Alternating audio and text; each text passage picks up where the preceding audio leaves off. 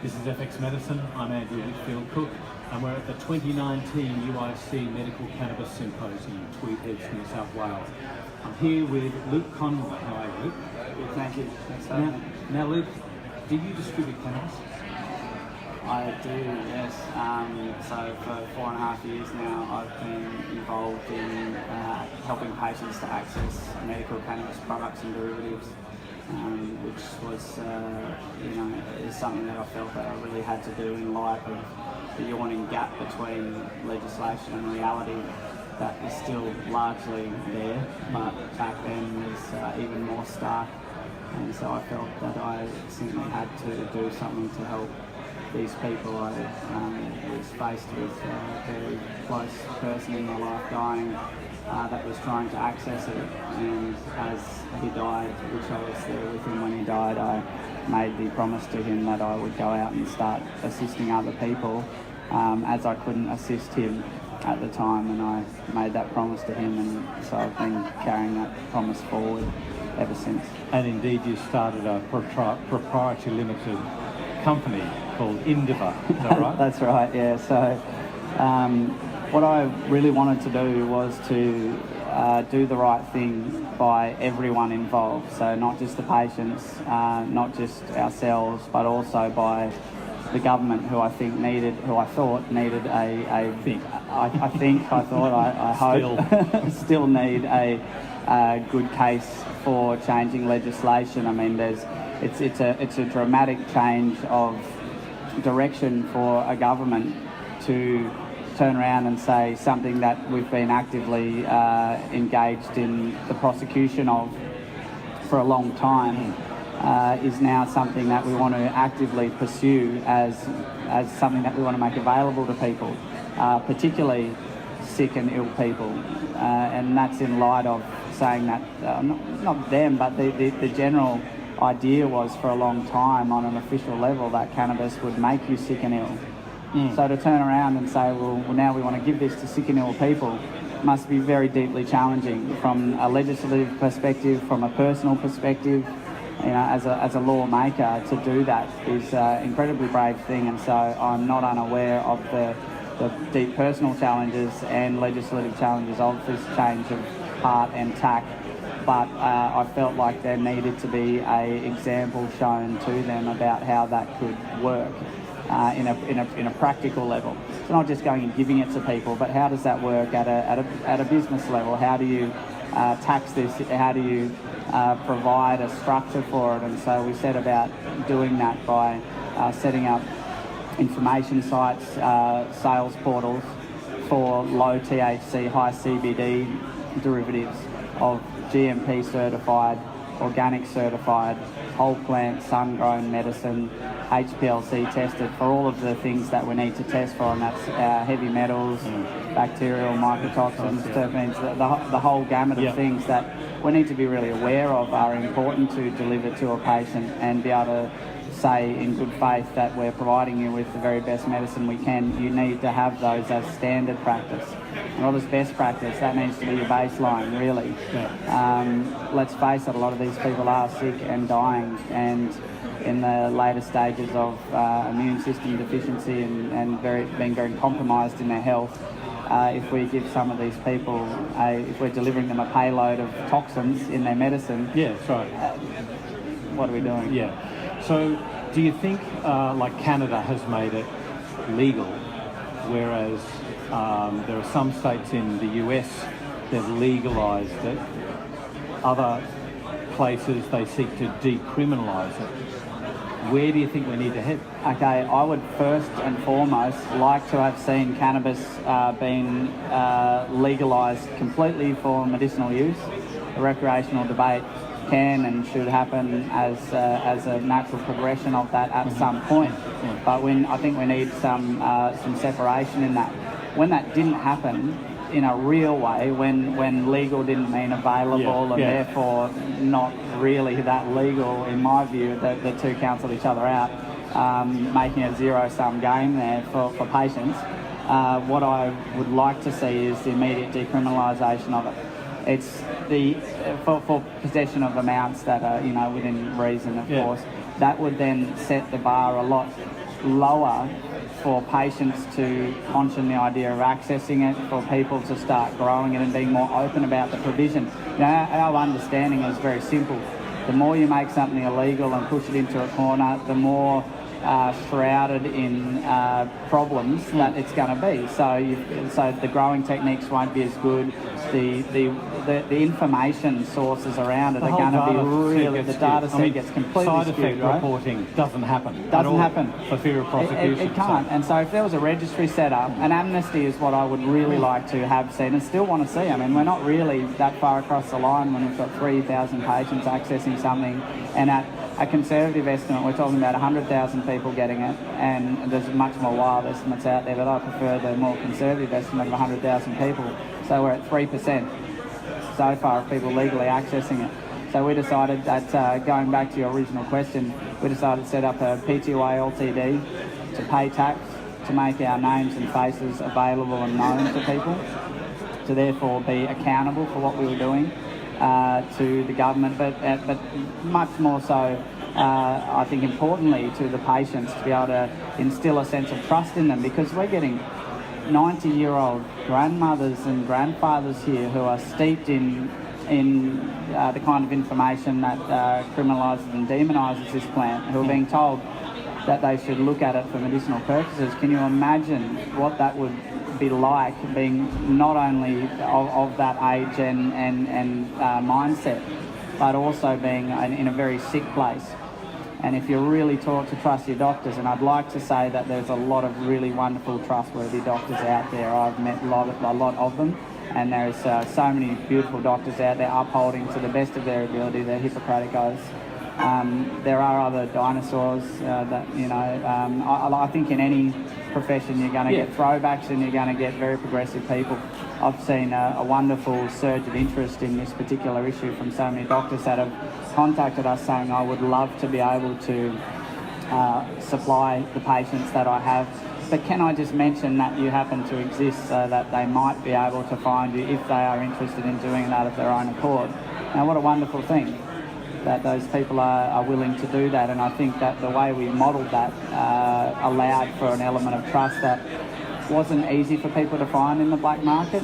I'm not an apologist for the people in the black market that are taking real advantage of the sick and dying people, that are serving up. So I've seen some subpar rubbish served up under the guise of medicine. I've known people who have been ripped off. Which therefore gives people bad data to reach a wrong conclusion from. So therefore, and it's reinforces the issue, right? You know, what we don't want to see here is a self-fulfilling prophecy of people getting sicker or dying as a result of some toxically or having worse side brewed effects because of a skewed THC or additives or... Absolutely, and in terms of side effects, cannabis medicines are not without their difficulties in consuming or delivering. There are significant issues around giving it to people that must be talked about, shouldn't be apologised for, should simply be educated for, to give people an understanding of what they're about to undertake. I would make a distinction, and I don't want to make a divide between, because they're from the same plant and used to be in greater balances until, prohibition and commercial success of high THC pot took these elements and really split them apart and polarised them in people's understanding. But I think that we definitely need to make a distinction between CBD-rich, low THC products and high THC, low CBD. You get vastly different, outcomes in health terms, but the felt effects are just completely different. I've nursed people through the effects of high THC medication, and they are genuinely frightened. They are at times genuinely incapable of, I would say, putting a perspective on that medicine, that without the education that I was able to provide and the containment that I was able to give, might have actually been really deleterious to the health. Instead, if it's educated for properly, and I can sit there and say to them, so what's happening now is you're getting an expanded awareness about what you're going through at an emotional level. That's going to bring up your illness. We need to make the space for you to feel as comfortable as you can. And some of those people end up having, I would call, therapeutic breakthroughs. So they get to the point of the illness, the awareness of it, of their potential soon, of passing on soon, that gets amplified. But if they can look at that in a comfortable place and be held in that space, I would say, then they can often come through it and live more fully for whatever time they have left. I mean, we're all going there. Every one of us will die, and it's how we live in the meantime. There's so many issues that you've raised, like not just the economic issue, not just which product does a trained professional need to be educated on, or which products to choose for which conditions. Thousands of strains out there, right? So all slightly different. Notwithstanding that there's huge issues yet to come, but to get back to your story. Sure, okay, go for it. Because drag me back, mate. I'll go off on. So have you had product seized? Yeah, significant amounts of it actually. I think that's par for the course. What I didn't see as being par for the course, and I've been, I think, wonderfully surprised about, is that it hasn't resulted in any serious prosecutions. So this is product in transit to patients. This is product in transit to us. This is product held personally by myself or other providers or their patients. And I know there are unfortunate examples of the opposite occurring, but I haven't experienced them, so I'm going to speak for the examples of discretionary measures being utilised, I think, properly and correctly and duly. And that's what I've seen, is that we need to mention here that the police in Australia, I think it started in New South Wales, but it became broader than that, and even now there's been judiciary handing a kind of dissemination of the idea of discretionary measures, that if there's a genuine case for the medical application, possession or supply of these cannabis, whatever type of cannabis is seized, then that can be treated as being different than the usual criminal possession, application or supply of. And there's been numerous examples of that, and so we should laud that, we should appreciate that, we should understand the leap of faith and the huge amount of conflict that must cause to a police officer or their commander to be able to reach that place when their active duty is to go out there and find these things at a criminal level, to now accept that there's a therapeutic application and they've been charged with making a distinction about how they charge people, or if they charge people. Imagine the difficulty in doing that. And so the fact that that is happening and has happened, I think needs to be aired, and we should be grateful for that. One of the problems though is that Indiva now no longer operates, correct? Okay. So now you've got a tax-paying, government revenue-raising entity that no longer operates. It could have been, because of a stuck-in-the-mud situation of a medicinal plant. And I guess one of the issues that doctors are going to face is they don't deal well with plants. They like to have one entity, one molecule, which they can single molecule function drugs, and it doesn't work well with cannabis. That have set titration schedules, that don't have. You imagine if they were handing out Valium and there was 3,000 different types of Valium. You imagine the difficulties in that. Like, once again, we should really feel for the doctors here. Earlier on in the cannabis scheduling, the legal cannabis scheduling, and I think to this day, to a degree, there's an enormous amount of onus on the doctor to be able to take medical responsibility for the outcomes of their patients. And that's an untenable position to put these busy doctors in. There should have been an independent body set up to fully legislate for the dissemination of these products. There was a sidearm, I would call it, of the TGA set up from people who were employed by the TGA, therefore, of course, somewhat more beholden to the TGA than one might like of an independent body. And the company that we set up was actually closed down by the TGA, not by the police, which I'm glad to say was the case.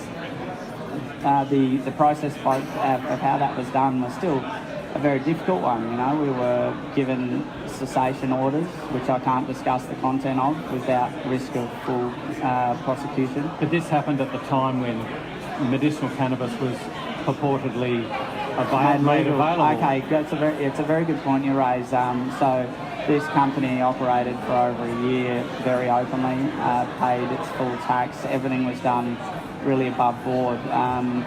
The part I would like to just probably say that there was elements of it that were quasi-legal, but the actual from us having the medicine, giving it to people without medical claims, and telling them that it was not legal for internal use, and that they should educate themselves as to their own choices. Yeah. That was perfectly legal for the products that we were giving them.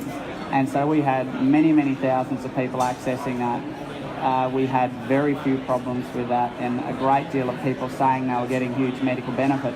And that was one of the issues that was raised by the TJs, that we were making medical claims, which we weren't.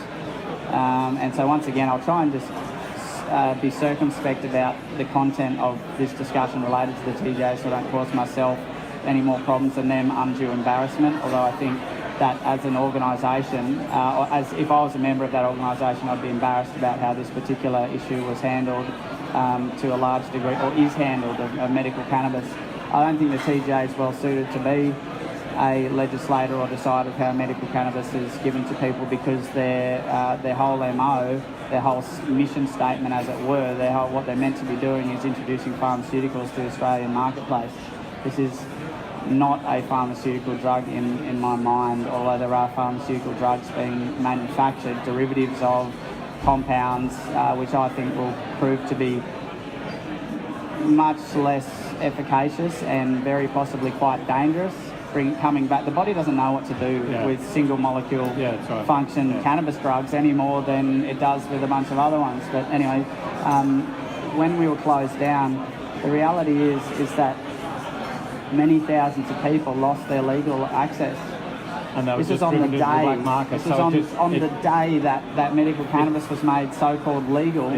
Which was in April 2016. That very day we got our cessation orders. So it's a total about-face of what should have happened. Yeah, I would have hoped to have gotten something in the mail saying we'd like you to apply for licensing. We are going to keep the loophole which you're clearly and statedly using open for a long enough period of time that we can then introduce better legislation around this loophole. That loophole was what I would call the first principle of it, which is that people can procure low THC, high CBD meds for external use.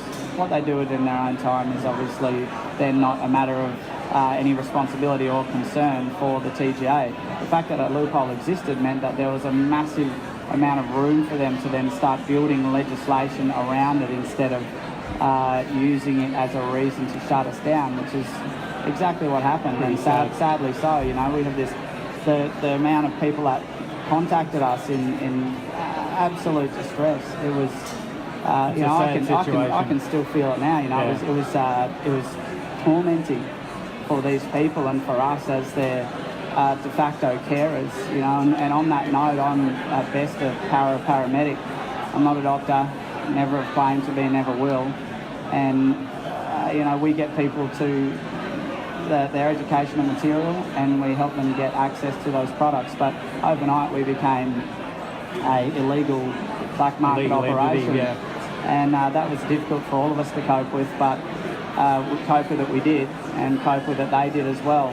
But I think we suffered a lot less than the patients. Patients that's the real problem. Let's get back to that whole thing. This is about the patients. This isn't about us. No. It's not about the police. It's not about the TGA. It's not about UIC. It's about the patients. And if we just concentrated on maximum patient benefit, we'd be in a completely different league than we are now. Unfortunately, we're out of time, but thank you so much. There's some wise words in there and some real issues that we really need to surmount in Australia if we're able to get patients their access. Thanks so much. Thanks, no worries. This is Ethics Medicine. I'm Andrew Whitfield Cook.